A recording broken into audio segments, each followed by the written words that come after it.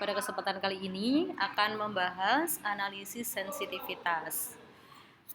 Jadi menganalisis solusi linear programming atau program linear apabila terjadi atau terdapat perubahan pada parameter masalah baik CC maupun BI gitu ya, dan tidak bisa dikontrol. Apabila CC ataupun BI berubah, apakah dapat memperoleh solusi optimal? Nah, apa sih CC dan BI ini? CC itu adalah koefisien dari variabel pada fungsi tujuan, sedangkan BI adalah nilai kanan dari kendala.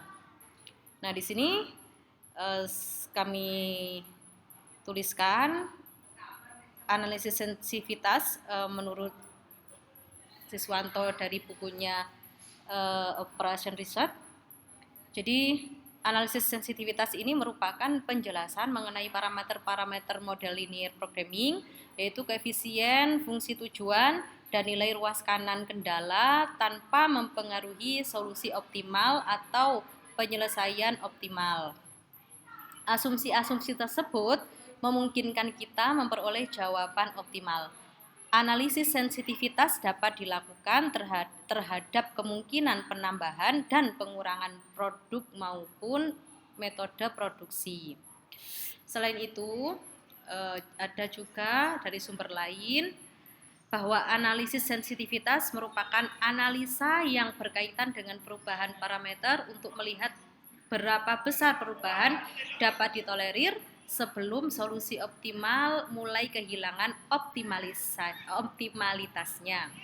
Jika suatu perubahan kecil dapat dalam parameter menyebabkan perubahan drastis dalam solusi, maka dikatakan bahwa solusi adalah sensitif terhadap nilai parameter itu.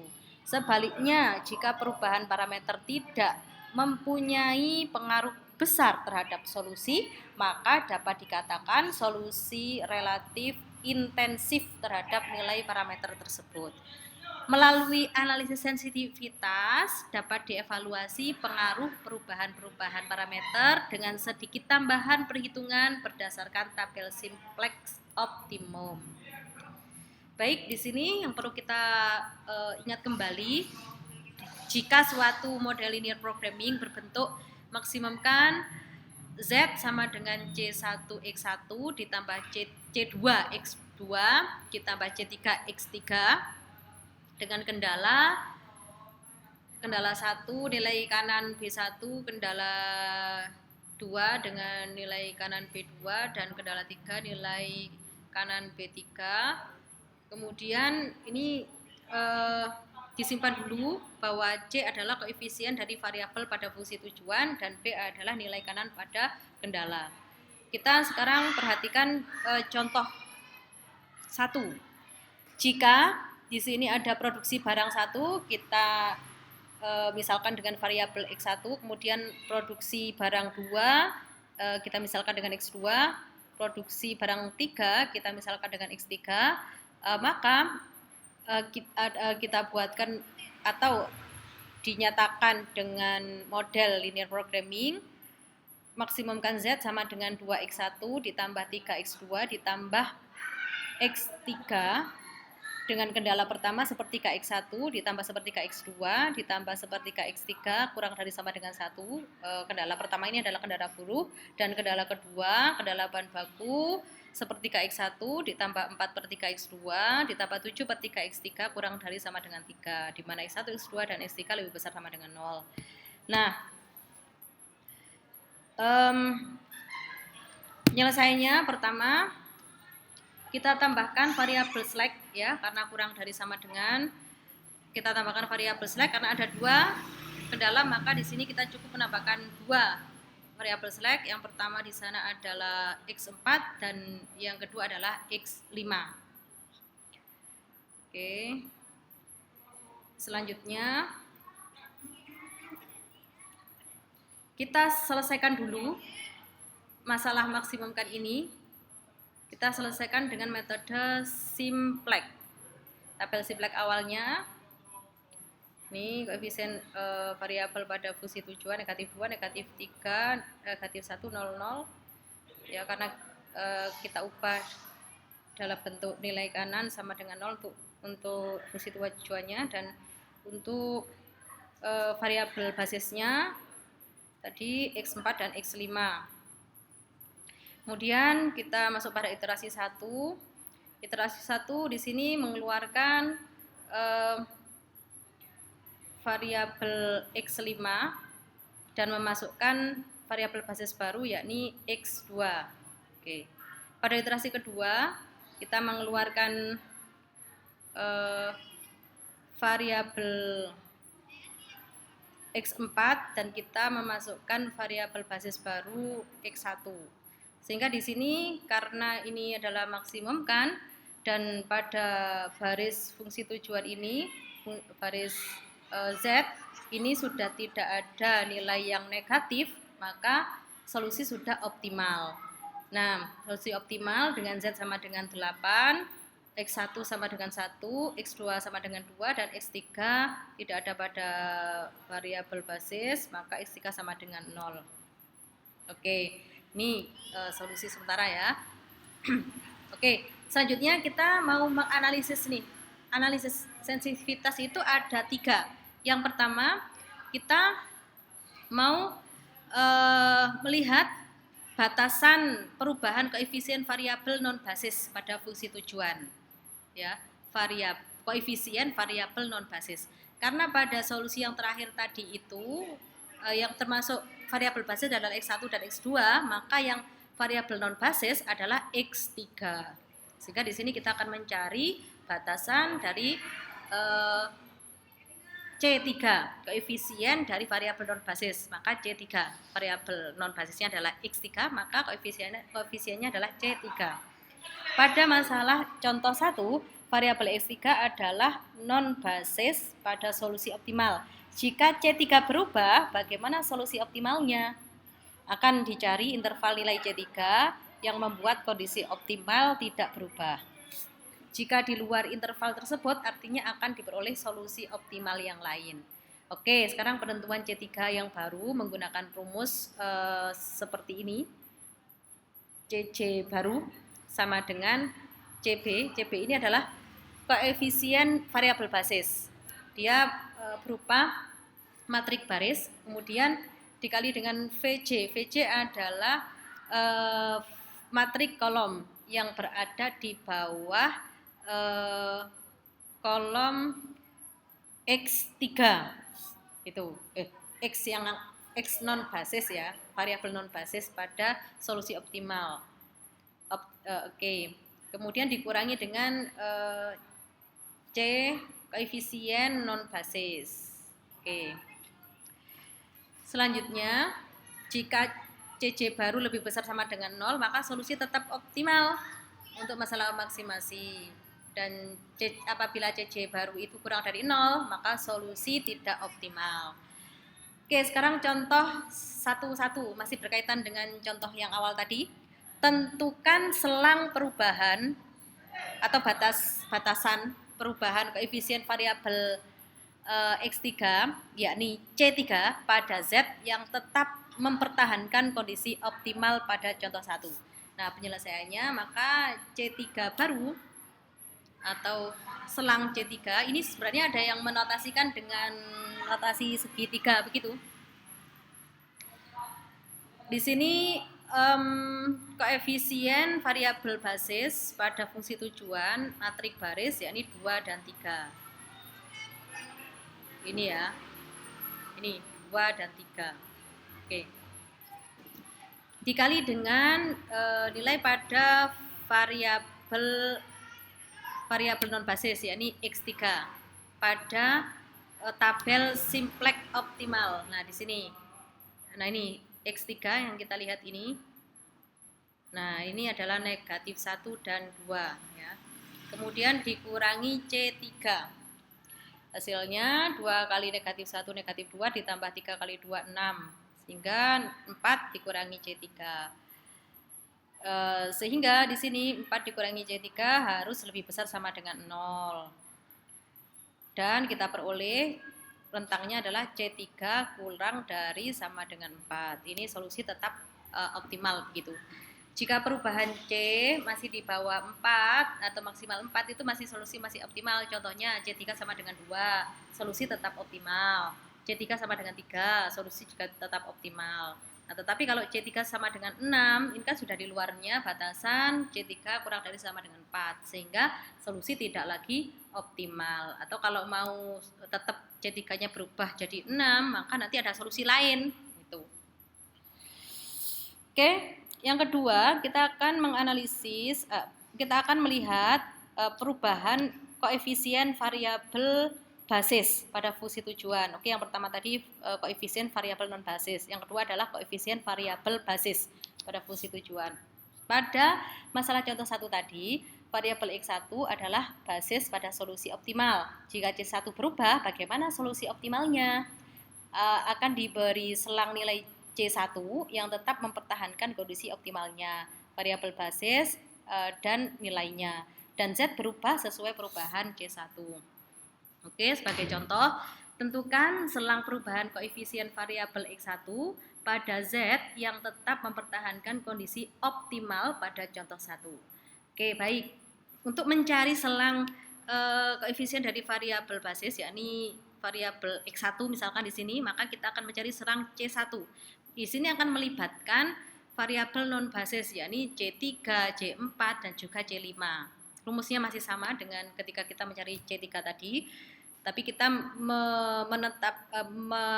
mengganti nilai C1 itu dengan variabel C1 karena kita akan mencari selangnya. Sehingga di sini ketika kita menghitung C3 baru, ini sama dengan C1, 3, ini adalah matrik baris, nilai koefisien pada fungsi tujuan variabel basis. Kemudian negatif 1 dan 2 ini tadi adalah, karena di sini C3, maka VC di sini adalah nilai kolom pada solusi optimal pada kolom X3 begitu. Dan dikurangi CC dikurangi 1. C3 itu adalah 1 pada fungsi tujuan. Jika kita peroleh negatif C1 ditambah 5.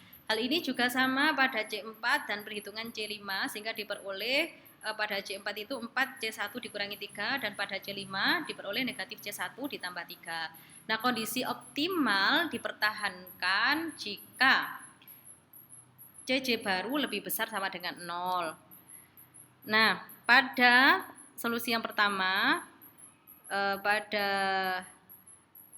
C3 baru, negatif C1 ditambah 5 lebih besar sama dengan 0, maka kita peroleh C1 kurang dari sama dengan 5. Pada C4 baru, maka kita peroleh C1 lebih besar sama dengan 3/4. Dan yang terakhir C1 kurang dari sama dengan 3, sehingga kita ambil irisannya, C1 itu lebih besar sama dengan 3/4 dan kurang dari sama dengan 3. Nah, sekarang misalkan C1 sama dengan 1, masih dalam rentang lebih besar dari 3/4 dan kurang dari 3, maka bentuk optimalnya masih tetap, yakni X1-nya masih sama dengan 1 dan X2-nya sama dengan 2, X3-nya sama dengan 0, sama seperti solusi optimal awal. Akan tetapi di sini Z-nya berubah karena C1-nya diganti 1, yang awalnya 2 di sini diganti 1, sehingga awalnya 2X1 menjadi X1 saja. X1 ditambah 3X2 ditambah X3, sehingga 1 ditambah 3 kali 2 tambah 0 hasilnya sama dengan 7. Kalau sama dengan 7, kalau yang tadi kan solusi optimal awalnya kan 8. Nah, misalkan C1 sama dengan 4, maka ini sudah di luar rentang lebih besar dari 3, maka solusi tidak optimal lagi. Kalau mau optimal ya kita harus melakukan iterasi lagi, melanjutkan solusi yang tadi dengan mengganti nilai C-nya menjadi 4, C1-nya menjadi 4. Oke, kita lanjut. Selanjutnya kita akan mencari perubahan konstanta sisi kanan kendala atau menganalisis perubahan konstanta sisi kanan kendala. Ini yang ketiga dan yang terakhir ini ya. Jadi yang pertama tadi koefisien non basis pada fungsi tujuan, yang kedua adalah koefisien basis, variabel basis pada fungsi tujuan, dan yang terakhir adalah konstanta atau konstan sisi kanan kendala gitu. Pada masalah contoh 1 tadi, jika B1 jumlah buruh yang tersedia berubah, bagaimana solusi optimalnya? Misalnya terjadi tambahan 1 unit buruh, sehingga B1 yang awalnya 1 menjadi sama dengan 2. Ini kan kendala yang pertama tadi kan nilai kanannya ke 1. Nah, kalau berubah menjadi 2, ini bagaimana gitu. Nah, vektornya yang awalnya 1, 3 menjadi 2, 3. Akan digunakan analisis dengan matrik untuk menyelesaikan masalah ini. Nah, analisis matrik, setiap kolom pada tabel akhir optimal dapat diperoleh dengan mengalihkan inverse kolom basis dengan kolom yang bersangkutan. Contoh, tentukan selang perubahan konstan sisi kanan kendala pertama dan kedua, B1 dan B2 mempertahankan kondisi optimal pada contoh 1. Tapi di sini kita selesaikan hanya untuk B1 saja ya, untuk B2 nanti sama. Nah, penyelesaiannya tabel sintek awal kan seperti ini tadi. Ini yang tabel sintek awalnya. Kemudian tabel solusi optimal yang terakhir tadi seperti ini. Nah, teman-teman, bahwa variabel basis X1 dan X2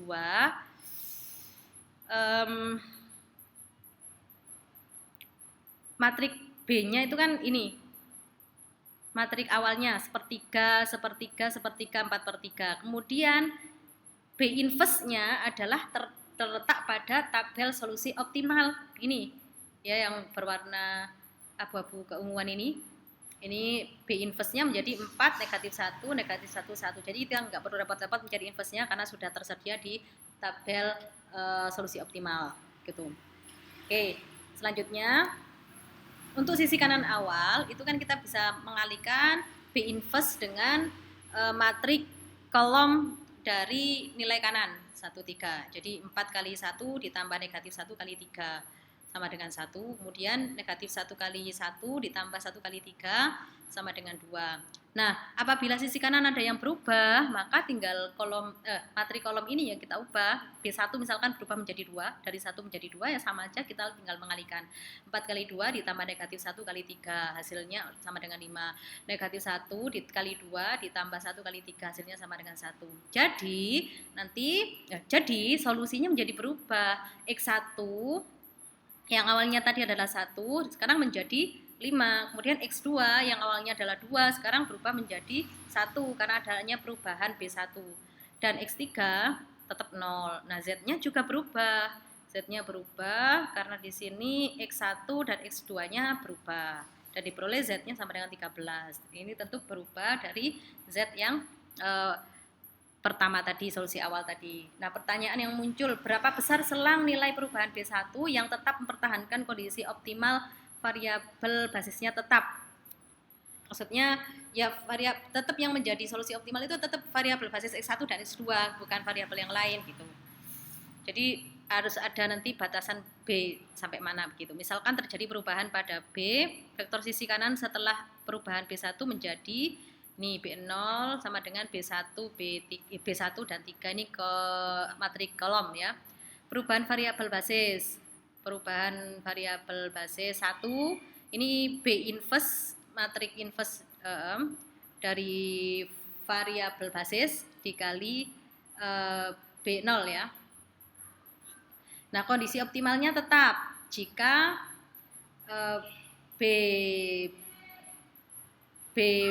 perubahan variabel basis lebih besar sama dengan 0. Ini kondisinya optimalnya tetap.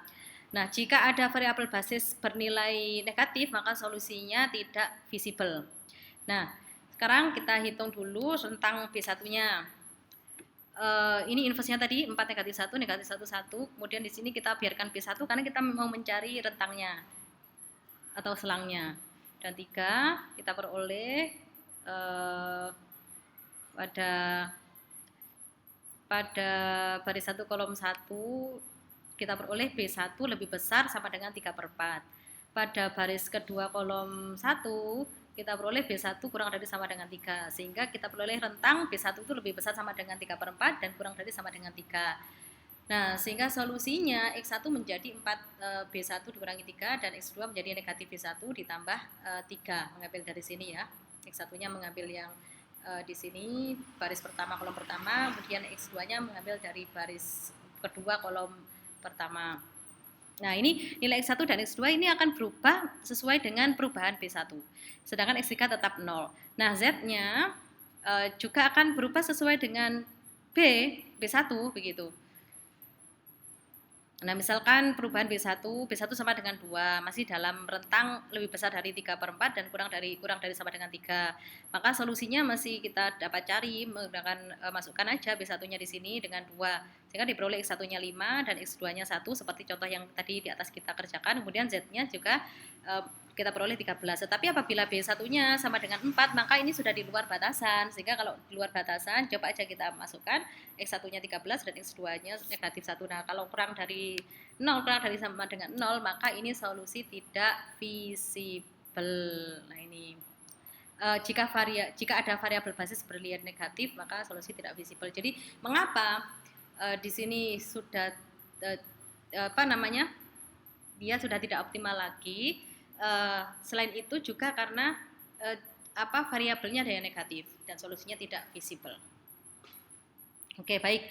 Nah, dari ketiga analisis tadi, maka kita dapat menyimpulkan apabila koefisien variabel non basis, koefisien variabel pada fungsi tujuan non basis ya, koefisien variabel non basis pada fungsi tujuan berubah, maka solusi optimalnya tetap. Nah, kemudian apabila koefisien variabel basis yang berubah, maka kondisi optimal tetap, variabel basis dan nilainya juga tetap. Yang tadi X1 juga tetap X1, nilainya sama seperti solusi awal, X2-nya juga tetap, dan X3-nya 0. Tetapi Z-nya berubah karena perubahan dari koefisien variabel basis gitu. Jadi berpengaruh terhadap Z, sehingga Z juga berubah. Nah, apabila yang berubah itu adalah nilai kanan pada kendala, maka kondisi optimalnya tetap, tetapi variabel basis juga tetap, tetapi nilai variabel basisnya berubah seiring dengan perubahan BI atau nilai kanan pada kendala gitu ya. Dan Z-nya juga berubah mengikuti atau seiring dengan perubahan nilai variabel basis. Nilai variabel basis bergantung pada nilai kanan, perubahan nilai kanan. Z juga bergantung pada perubahan variabel basis begitu. Oke, demikian. Silakan mencoba atau mereview berbagai artikel yang sudah publish terkait analisis sensitivitas. Terima kasih. Wassalam.